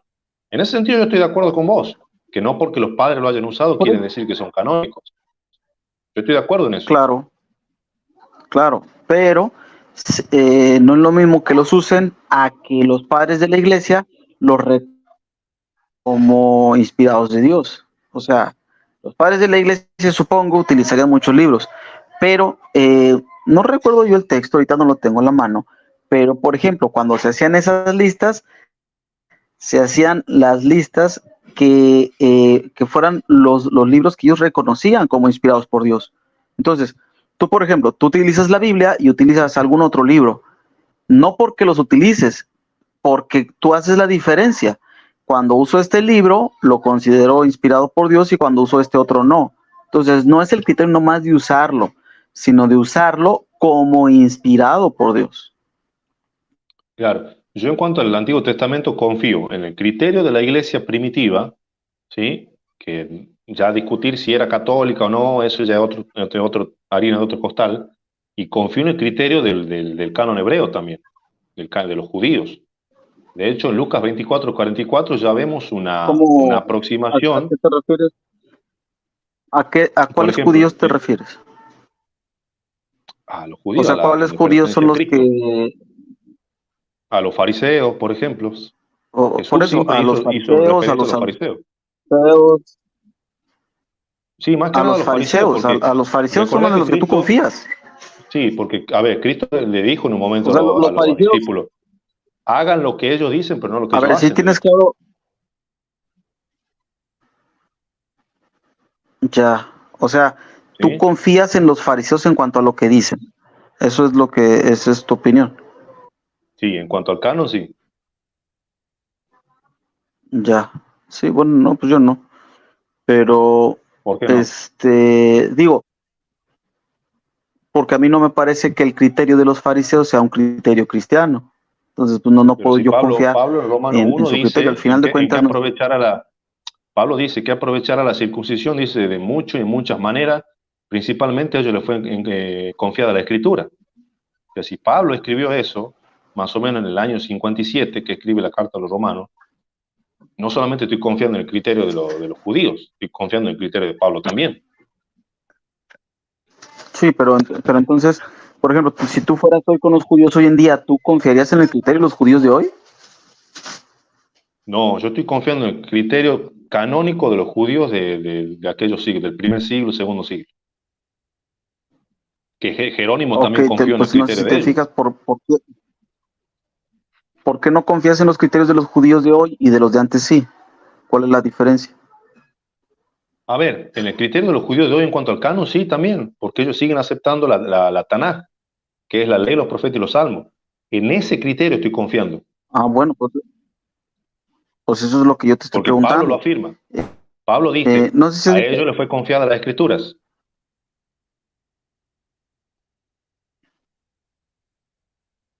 sí, pues claro, pues es el pueblo de Israel, pero también entre ellos tenían sus diferencias. Entonces, esa es la parte que te digo, las diferencias entre Bien, los pero saduceos y lo de cuando, los sí, yo sé fariseos. que había diferencia, sí, y los Ah, esenios bueno, también, los esenios, por ejemplo, de Qumran, no se encuentra Esdras, pero por ejemplo, porque yo también confío en ese criterio, porque ya nos da una luz la palabra de Dios de una estructura tripartita de Lucas 24:44. ok, sí, bueno, sí, en ese sentido, digamos como un criterio histórico, yo no le veo problema, pero si tú lo ves como la autoridad judía dice que esto, y entonces yo lo creo porque lo dice la autoridad judía, en ese tipo de criterio yo no lo correspondo, porque incluso para la época de Jesús, la autoridad judía ya estaba bien deformada. Entonces, Claro, o sea, claro. no sé cómo se puede, no sé si no te estoy entendiendo bien, pero yo no reconozco la autoridad judía como No, criterio no, no, sí te para entiendo definir y lo sí, que un estoy de cristiano acuerdo. debería hacer. Estoy de acuerdo en ese punto. Yo me estoy refiriendo al canon solamente, porque, a ver, yo sé que no había un concepto de canon en esos primeros siglos, pero sí había un conjunto de libros que los judíos, incluidos Sí, Cristo y los apóstoles, consideraban como inspirados por Dios, ¿sí? Y yo no creo y tengo buenas razones para dudar que dentro de esos libros inspirados estaban los deuterocanónicos, porque esa es la pregunta que yo hice incluso en el debate de Urbina con Néstor Díaz. Yo le pregunté, según Lucas 24:44, ¿en qué categoría ubicamos los deuterocanónicos? ¿En la ley, en los profetas o los salmos? ¿Vos qué opinas de eso? ¿A dónde caben los deuterocanónicos? ¿En la ley, en los profetas o los salmos? No, pues yo no creo que quepa ni en la ley, ni en los profetas, ni en los salmos. O sea, por ejemplo, el escrito de Tobías y el escrito de sabiduría, pues el de Tobías es un relato más, algo así como una historia, no, obviamente no es un texto en ese sentido, y el de sabiduría es más como un resumen. Entonces, pero de ahí no se sigue que nos han inspirados. O O sea, no sé si alguna vez has leído tú algún libro de Deuterocanónico, Claro, por ejemplo, el de sabiduría, algún libro completo. Yo no te estoy diciendo que se siguen a ser inspirados. Yo te estoy diciendo que Jesús dio un compendio tripartido de escrituras y yo prefiero confiar en ese compendio y no en otro. Entonces ¿de dónde es que salen los deuterocanónicos? Dicen ustedes de la Septuaginta, pero la Septuaginta no tenía 7 deuterocanónicos, tenía más de 20. Mira, ¿Qué pasaron con los otros restantes? Bueno, No tocayo, había profeta tampoco. A ver, yo ya no te estoy escuchando. Mira, vamos a ir saludando que acaban de llegar Dale, sí, estrellas. sí. Acaban de llegar 2 estrellas más. Ahora son Saludos, 4 Adolfo. con 3. Ahora son Saludos, 3 Luis. contra 2. Saludos. Mira, ahora son 3 contra 2. O sea, Adolfo parece al campo ahí. Saludos, licenciado. Bueno, Adolfo parece al campo. Un minuto cada uno para que se presente un minuto A ver, cada no uno. sé si me Tú, Adolfo, confirman, Luis. no sé si soy yo el que se está trabando, pero no los escucho. Serás Creo que tú sí, estás muerto trabado. se traba. Se te está trabando ahí, no sé por qué. Un Okay, minuto que saludes ahí, Adolfo. Saluda ahí, Adolfo. Un minuto que salude el peluquero. Saludos, mi hermanazo, saludos. No, pues saludos a todos también. Bendiciones a todos. ¿De qué se trata esta reunión? Los libros deuterocanónicos. Del canon, pues aquí puedes hablar libremente del canon, puedes decir todas las barbaridades que tú quieras aquí. Que no te preocupes por eso, Adolfo. Entonces, aquí con confianza lo puedes decir y aquí está el muerto que puede compartir. Parece que ahorita le estoy calentando una agüita a mi hija aquí.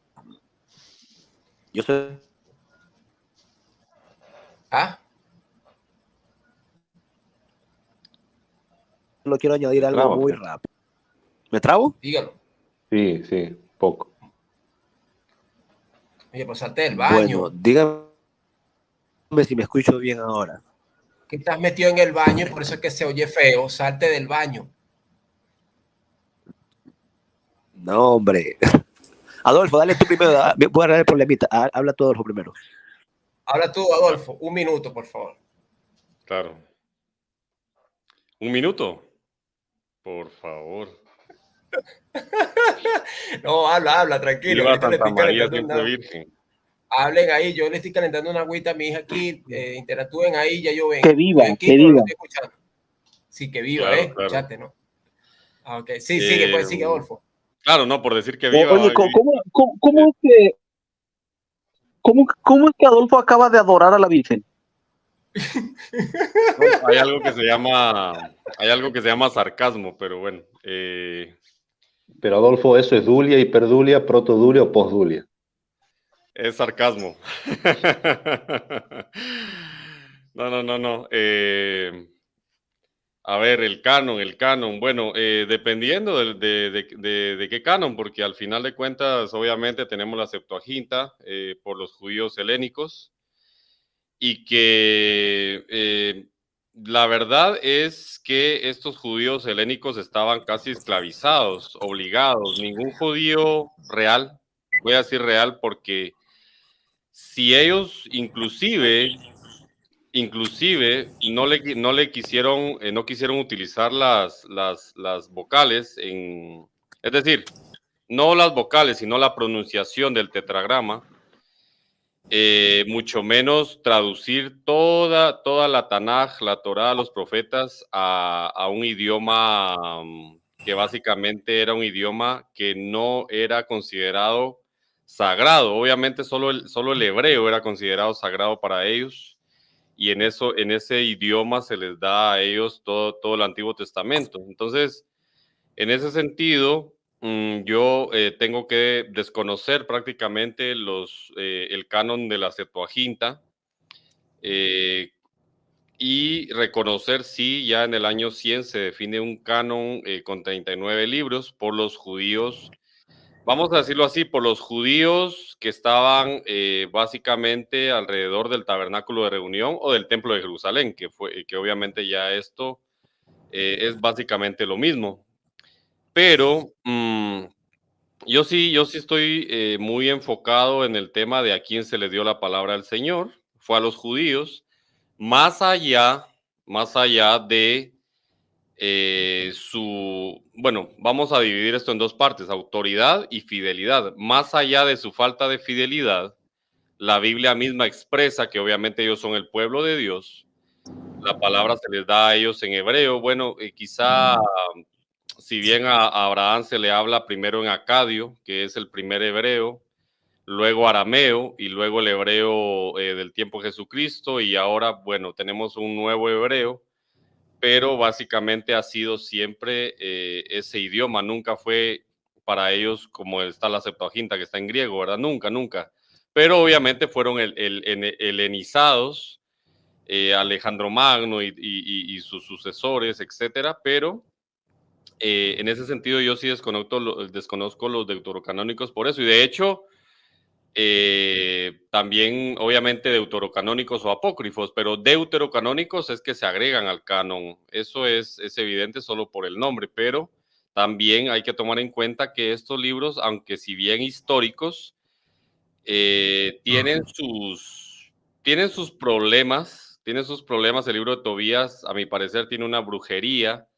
Macabeos es un libro histórico, obviamente, pero ellos, entre los macabeos no hay un profeta, o sea, ellos eran revolucionarios, eran personas que estaban luchando por su libertad, etcétera, pero no es que sea un libro realmente profético. Por otro lado, tenemos que considerar que el pueblo de Israel no ha perdido su autoridad. Lo que pasa es que ellos, dice la palabra del Señor, que ellos están ahorita como ciegos en parte para que la plenitud de los gentiles entre, ¿verdad? Pero realmente siempre ha sido el pueblo de Israel. Entonces, en ese sentido, a mí sí me gusta mucho separar autoridad de fidelidad. Y han tenido autoridad, obviamente, aunque la fidelidad no se mantenga. Ellos son el único pueblo, Romanos 9, elegido por Dios mismo, y ahí no podemos hacer absolutamente nada. Yo puedo estar muy en contra de muchas prácticas judías e incluso prácticas judaizantes, pero sí respeto la autoridad que Dios les dio. Entonces, en ese sentido, creo que hay que tomarlo muy en cuenta, ¿no? No sé si hasta ahí no me he salido del tema. Excelente, hermano Adolfo. ¿Ahora sí me escuchan? Sí, claro. Mira, aquí está Arsat. Arsat dice: Jesús también hizo brujería, puso barro y saliva en un milagro. Ay, Dios mío, por el amor de Dios. Eso es el colmo, nos tapó el agua ya. Pero no, o sea, pero es que esta persona yo creo que tal vez quiere defender su fe, y eso me parece perfecto, pero es que la brujería del libro de Tobías es que tú quemas un hígado y el demonio se va. Tú quemas entrañas de un pez y el demonio se va. Exacto, y acá lo que hizo Jesucristo, ya quisiera yo que me untara saliva encima de Jesucristo, yo quisiera, de verdad. Son cosas muy diferentes. No, ¿qué brujería es? No entiendo, pero bueno, está bien. Exacto. Está bien. Yo lo que voy...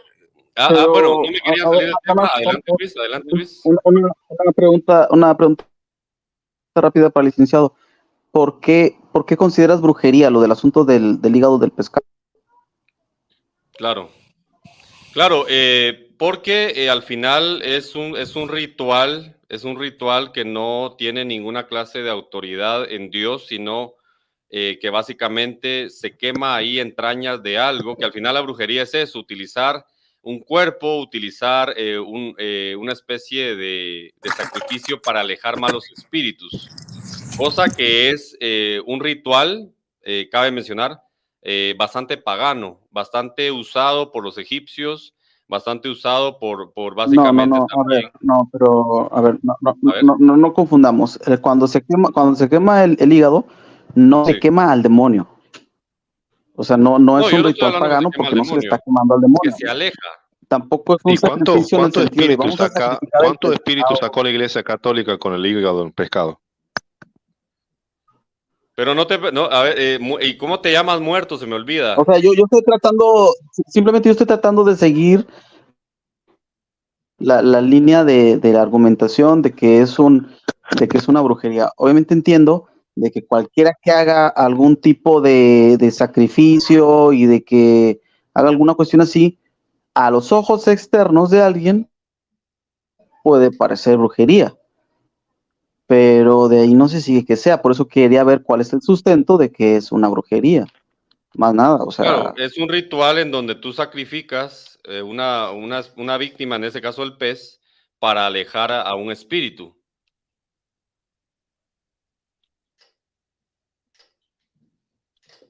¿Eso es lo que tú entiendes como brujería? Es la definición de brujería, sacrificar algo para recibir algo a cambio.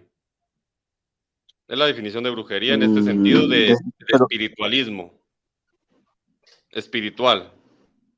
No se confunda con... A ver, órale, no nos vayamos, pero a ver, no nos vayamos por esas de dónde cuestiones sacaste, particulares. tu concepto? Oh, Yo diría que no nos vayamos pues sí, por es lo esas más cuestiones interesante, no particulares. quieres que vayamos, nomás yo quería saber por qué, de dónde había salido su concepción de brujería, pero bueno. Bueno, pero al final de cuentas, el libro de Tobías, el libro de Sabiduría, Macabeos 1, Macabeos 2, ¿qué será? Judith, no recuerdo los otros. Estos Sabiduría. libros realmente nunca son mencionados en el Nuevo Testamento como libros inspirados, no son citados jamás los libros, nunca, nunca. O a no ser que tengas alguna Chinga. cita, podemos ver. Sí, pues no me la sé de memoria, pero por lo menos la que sí me sé de memoria es cuando Jesús está hablando de los que se casaron y que le dicen los fariseos de quién será el esposo porque se casó con uno y se murió y se casó con el otro y se murió y se casó con el otro y se murió. Los católicos entendemos que justamente es una referencia al libro de Tobías. Claro, pero no lo mencionan, ¿verdad? Y no sé como cuántas... Podría ser una analogía cualquiera, sin mencionarlo. No, como una analogía Puntualmente no menciona Pero, a ver, ninguno, pero raramente bueno, no yo menciona creo que ninguno. igual la mención no da la canonicidad tampoco. Sí, yo como libro histórico, pero es que, a ver, yo entiendo que Tobit era un judío, históricamente. Yo entiendo que para el licenciado no puede hacer la concordancia, pero eso no significa que otros no podamos hacerla. ¿Se menciona o no se menciona? Está bien, pues esa es su opinión. El estudio que yo conozco creo que tiene como unas 200 referencias de los libros deuterocanónicos en el Nuevo Testamento. No Yo las también tengo aquí a la conozco mano, eso. pero pues la iglesia sí que lo ha estudiado y lo cree en ese sentido, ¿no? Ahora, yo entiendo de que se puede decir, no, pues esto es una referencia exacta y entonces no corresponde. Pues sí, eso ya son opiniones de Claro, distinta pero los fe. judíos, o sea, en el tiempo de Jesús, cuando se leían los escritos en las sinagogas, no, estos judíos tienes que separarlos de los judíos helénicos. Ningún judío helénico podía entrar a una sinagoga. En la sinagoga solamente podías leer en hebreo y jamás en arameo y jamás en griego, y mucho menos introducir escrituras griegas en ese lugar. Jamás. Creo que al principio de tu Hubiesen disertación dijiste, quemado al que hubiera hecho eso. claro, entendí como que al principio de tu disertación tú dijiste algo así como que los judíos helénicos no eran judíos como tal, Los o que judíos, no, bueno, eran algo así israelitas. dijiste, ¿no? Eran israelitas. No podían ser ellos sacerdotes del templo de Jerusalén jamás. En tal caso, o sea, y antes del templo, ¿no? O sea, hablemos del templo de Salomón, del templo de Jerusalén, que Por básicamente es eso, lo mismo, o del pero tabernáculo de reunión. entonces quiero entender que en los viajes de Pablo, cuando Pablo iba anunciando la palabra de sinagoga en sinagoga a través de los pueblos griegos, esos no eran judíos los que lo querían matar y los que lo atacaban, esos no eran judíos de verdad, es lo que estás diciendo. O no sé si te No, entiendo bien. ahí estamos hablando ya del Nuevo Testamento con la prédica de Jesucristo, que todos sabemos que ellos obviamente no aceptan a este Mesías, y eso ya es otro tema. Pero no Sí, pero no estamos implica refiriendo a los mismos, que el pero es que canon... sí nos estamos refiriendo a los judíos helénicos. Los judíos helénicos que vivían en las zonas de Grecia y esas partes, Ajá. ahí estaban los judíos helénicos. Recuérdate, Entonces, cuando sí, Pablo sí. cuando va Pablo a predicarles a ellos, se los encuentran y lo quieren matar. Y Claro. lo persiguen en Éfeso ¿Pero por qué y lo en cada persiguieron? una de las... Pues porque estaba predicando contra los judíos. No, estaba predicando a Jesús, a Yeshua, al Mesías. Por eso, pero es que ese no es el punto. Lo que tú estás diciendo es que Sí, esos es el judíos punto. que lo persiguieron a él no son judíos de verdad, ¿o qué? No, yo lo que te estoy diciendo es que más allá de la dispersión de los israelitas, que en realidad es dispersión de los israelitas, más allá de esto, la tribu sacerdotal, la tribu de Leví, tenía sacerdotes en el templo de Jerusalén. Estos sacerdotes nunca En te la iban época a de leer Jesús. un escrito en griego. Ellos guardaban la escritura en hebreo. Sí, Entonces, claro, en este pero sentido, los deuterocanónicos que fueron escritos en griego no podían ser leídos ahí. por, lo- por los que lo leían en griego eran los helénicos. No sé por qué dices Claro que eso. los helénicos Obviamente, lo leían en griego, en eso estoy de acuerdo. Pero lo que pues estoy diciendo entonces, es que el pero lo que canon, está al diciendo que traducirlo, al traducirlo en el templo de Jerusalén no cabía el canon que tú conoces hoy, que tenía muchos más libros, por supuesto, de los 7 que tenemos como diferencia, pero esto no era leído en el templo de Jerusalén. Tú tienes que comprender que el Antiguo Testamento está alrededor del tabernáculo de reunión. Entonces ahí no, yo no tengo ningún problema con que lo leyeran cualquier israelita que quisiera leerlo, pero como canon no cabe en el templo de Jerusalén, que básicamente es el antiguo pacto, o sea, ahí no cabe ese canon. Eso es lo que te estoy ya. diciendo. Que lo leyeran, sí, podían distribuirlo, sí, Alejandro Magno Por- y sus sucesores por- hicieron lo que quisieron pues con ese básicamente, tema en claro, la pues porque no Biblioteca eran judíos Alejandría. helénicos, porque no eran helénicos los que estaban en Jerusalén. No eran helénicos, no. Y entonces Por ahí Entonces, eso no podemos entonces, distinguir. entonces, escúchame, Ah, Adolfo, Cristo y los apóstoles, adelante, Gabriel. al no ser helénicos, no aceptaron los deuterocanónicos. O sea, vos No, mismo lo estás diciendo. no los No, acepto, claro. ¿Así es, Ibrahim? sí, pues claro, pues es que ellos decían, ¿cómo va a ser posible que vamos a agarrar un texto en griego como si fuera inspirado por Dios? No, Dios no habla griego, esa es una lengua pagana. Era una Bueno, entonces, lengua no solamente entonces pagana. nosotros seguimos el canon, la línea de Jesús y los apóstoles. Entonces nosotros estamos en lo correcto. Si vos querés aceptar los No, otros no, de un canon helénico, cosa tuya. nosotros entendemos que Pablo, al ser helénico, él sí conocía el canon alejandrino. Conocía. Mira, Y tenés razón en este punto. Vamos a ver, el apóstol Pablo por lo menos tenía que hablar 3 idiomas: hebreo, griego y latín, porque básicamente, y tenían que manejarlo, para hacer negocios tenían que hablar en griego. En el templo de Jerusalén solamente hablaban hebreo, exclusivamente y entre ellos mismos. Para hacer negocios y para ir a hablar con un soldado, por ejemplo, el apóstol Pedro, para ir a hablar con un soldado, posiblemente tenía que hablar en griego básicamente o en latín. Esto es indiscutible, no hay ningún problema por eso. Pero hablemos del idioma sagrado del canon. Y que la medida o la caña ya se mencionaba, ya el A apóstol Pedro lo menciona ver, muchas veces. nada más una pregunta, Adolfo. ¿Tú eres de los que creen que Pablo usaba eh, la Biblia en griego o no? Yo lo que creo es que él utilizaba como doctor en teología que era, como doctor de la ley que era, él tenía que utilizar solamente los escritos en hebreo y si bien podía él hablar en griego para transmitir esa información, eso ya es otro tema, pero jamás leer un canon en griego. ¿Por qué razón? Porque la lengua era totalmente sagrada para ellos. Era imposible Ah, que ellos o sea, ¿tú crees quisieran. que él nunca leyó los deuterocanónicos?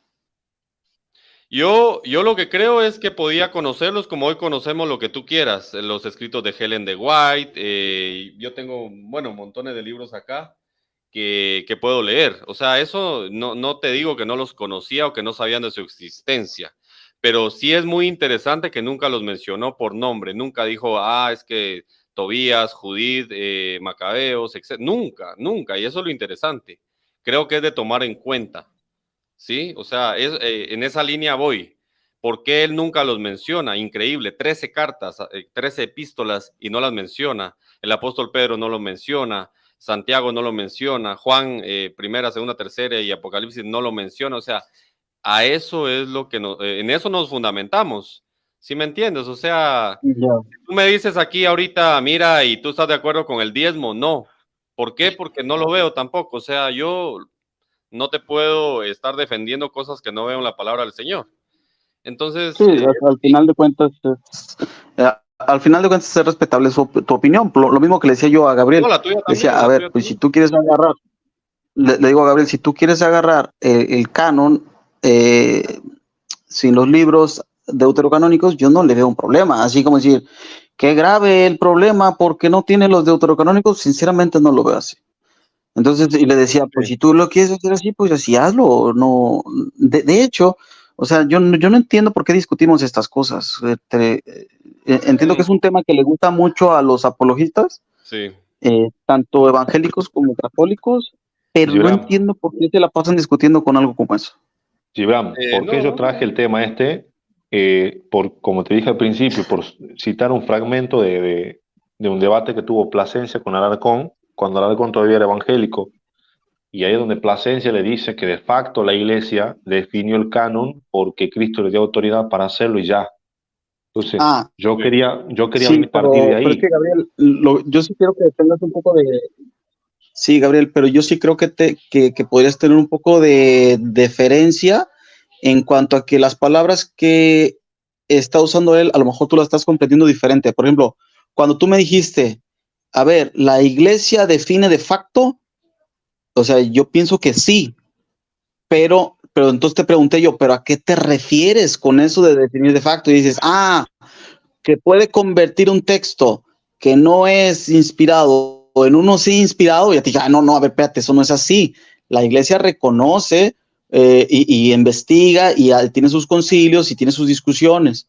Entonces, pero bueno, probablemente... es que hay apologistas hay apologistas como Elmer Arana que lo dijeron, Gibran, que él dijo en el debate con Rabbi Barragán, que la Iglesia sacó, o sea, de la Septuaginta, que son más de 20, dice, la Iglesia purgó ese canon, porque Cristo le dio autoridad y lo sacó y ya. O sea, es un disparate pensar que Cristo haya aceptado un canon y la Iglesia lo mutiló. A ver, es que yo creo lo mismo, nada más que a la hora, muchas veces cuando nos estamos comunicando entre cristianos, unos dicen unas palabras y el otro entiende otra cosa. Entonces, por eso yo trato siempre, a ver, explícame qué estás entendiendo cuando me estás tratando de decir esto. ¿Qué me estás queriendo decir? Entonces, ¿vos crees que del canon alejandrino, Jesús y los apóstoles consideraban que todos esos deuterocanónicos, que eran más de 20, todos eran inspirados por Dios? No, la verdad no sabría si así era o no era. O sea, no sé ni siquiera... Bueno. No sé ni siquiera si todos los apóstoles conocían el canon alejandrino, no lo sé. Bueno, entonces la declaración que hacen los apologistas es errada, entonces. A ver, no sé cómo explicarte otra vez, ahorita ya tengo que salir, pero lo que me refiero yo es de que muchas veces una persona está diciendo una cosa y uno entiende otra, y a mí se me hace difícil ahorita en este momento definirte, es que él se estaba refiriendo a esto, se estaba refiriendo a aquello.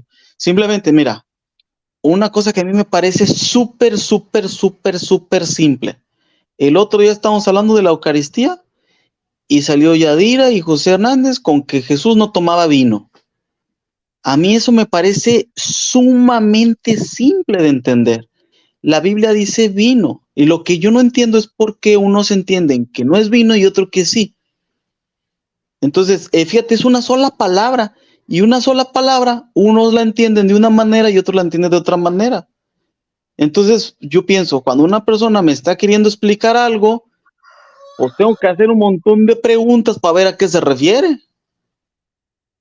Claro, pero a ver, en ese sentido yo no tengo drama en contradecir a otro evangélico. El problema es que ustedes los católicos sí, a ustedes les da miedo contradecir a otro católico.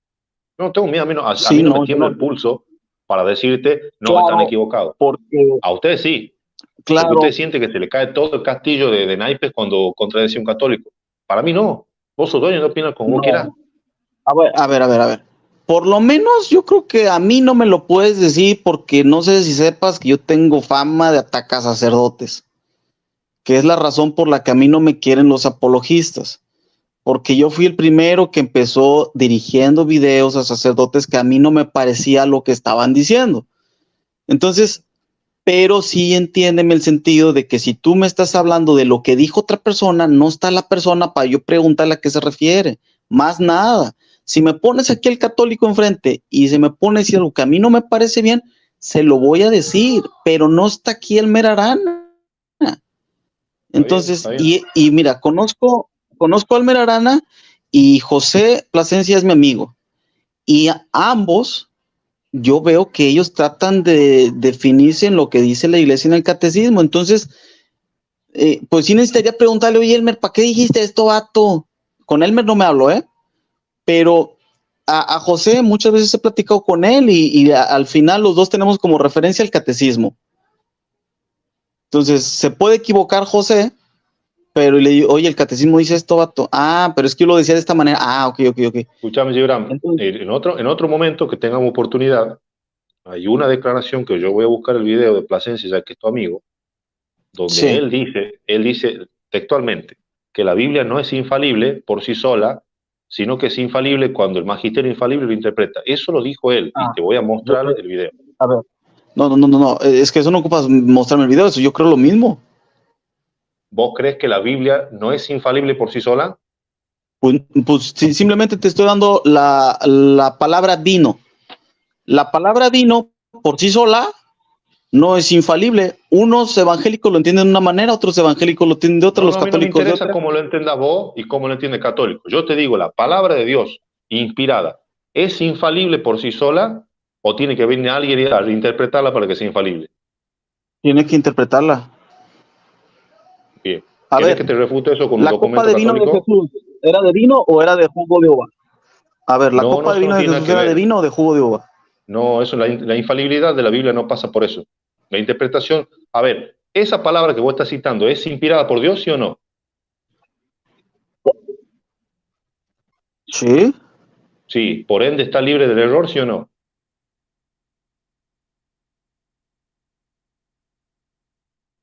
¿Por ende qué? No te escuché, se trabó. ¿Está libre del error la escritura? Ah, sí está libre del error. Ah, Sí. bueno, es que a lo mejor tú estás confundiendo la inerrancia con la infalibilidad. Entonces, A eso ver, mismo pasa también cuando hablan del Papa. Pero en serio, mira, ya tengo que irme porque tengo que ir a abrir mi negocio y ya ando todavía en mi casa. está bien, está bien. No sé si gustas, de pronto hacemos un diálogo en corto, pero ahorita mismo tengo que Dale. irme, ¿va? Listo, listo. Vale, pues, Perfecto, quedamos ahí. No hay problema. Saludos. Ay, no me tengo que me despedí, ese muerto, vale. Oye, pero este sí No, pues sí te apurado. debe estar escuchando, sí te debe estar escuchando. Ese muerto sí es. Bueno, excelente entonces. Entonces, ¿qué opinas entonces, Tocayo? Hubo un excelente diálogo con Gibran.